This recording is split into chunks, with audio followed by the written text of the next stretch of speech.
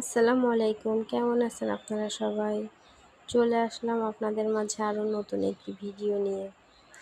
গিয়েছিলাম চট্টগ্রামের লাল পাহাড় দেখতে। তো পাহাড় কেটে কেটে এত সুন্দর সিঁড়ি বানিয়েছে যে সিঁড়ি দিয়ে নামতেছি আর আশেপাশের পরিবেশ উপভোগ করতেছিলাম। অনেক সুন্দর পরিবেশ, দুই পাশ দিয়ে আর কি পাহাড়, অনেক গাছগাছালিতে ভরা। এই যে মানুষজন যাচ্ছে আর একটু যাচ্ছে আর বসতেছে, অনেকটা পথ তো সিঁড়ি দিয়ে যাইতে যাইতে সবাই যখন অনেক ক্লান্ত হয়ে পড়তেছে পরে একটু বসতেছে।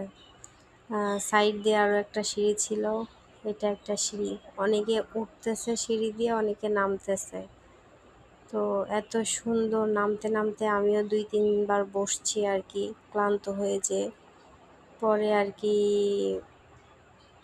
2টা ঘোড়া দেখলাম পাশে, আরও আছে বাচ্চাদের খেলার জায়গা আছে এখানে।